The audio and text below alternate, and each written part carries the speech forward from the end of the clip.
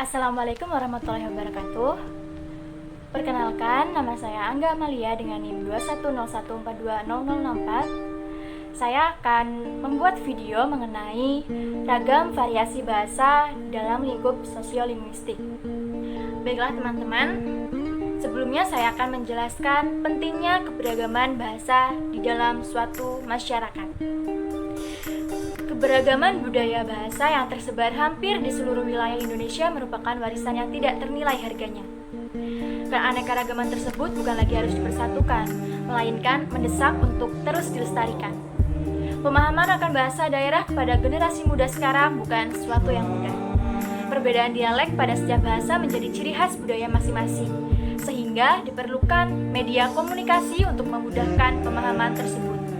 Oleh sebab itu, bahasa Indonesia yang bukan hanya sebagai bingkai keberagaman, namun juga sebagai media untuk memperkenalkan budaya bangsa. Sebelumnya, teman-teman tahu gak sih apa itu definisi dari ragam bahasa sendiri? Menurut Behmen, tahun 1990, ragam bahasa adalah variasi bahasa menurut pemakaian yang berbeda-beda menurut topik yang dibicarakan, menurut hubungan pembicara, kawan bicara, dan orang yang dibicarakan serta menurut medium pembicaraan. Ragam bahasa yang timbul karena latar belakang budaya, sejarah, ataupun letak geografis. Akibatnya muncul berbagai variasi bahasa Indonesia. Nah, selanjutnya saya akan menjelaskan jenis-jenis dari ragam bahasa. Ragam bahasa memiliki berbagai macam jenis yang dibedakan berdasarkan 3 hal, yaitu cara berkomunikasi, cara penuturan, dan topik pembicaraan.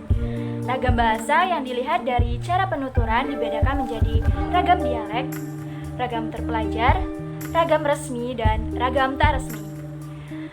Selanjutnya, ragam bahasa yang dilihat dari cara berkomunikasi dibedakan menjadi ragam lisan dan ragam tulis. Lalu, ragam bahasa dilihat dari topik pembicaraan dibedakan menjadi ragam sosial, ragam fungsional, ragam jurnalistik, dan ragam sastra. Selanjutnya, saya akan menayangkan beberapa video yang terdapat di lingkungan masyarakat sekitar saya untuk saya identifikasi menurut pendapat saya sendiri. Berikut cuplikan video yang akan saya tayangkan. Rasa ngomong.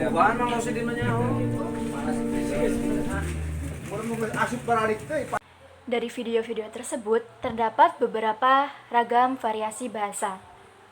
Yang pertama, ada ragam dialek.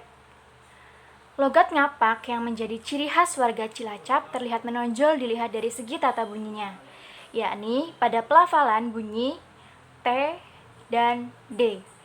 Ciri-ciri khas yang meliputi tekanan, turun naiknya nada, dan panjang pendeknya bunyi bahasa membangun aksen yang berbeda-beda.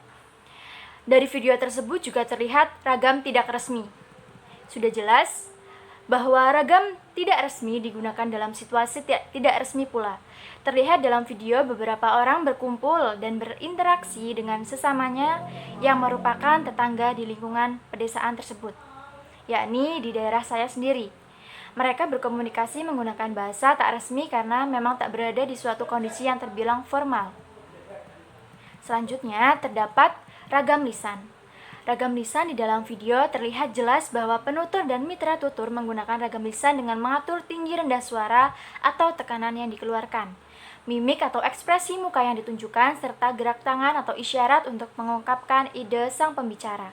Terlihat jelas dalam video mereka menggunakan ragam sosial, yaitu ragam bahasa yang sebagian norma dan kaidahnya didasarkan atas kesepakatan bersama dalam lingkungan sosial yang lebih kecil dalam masyarakat.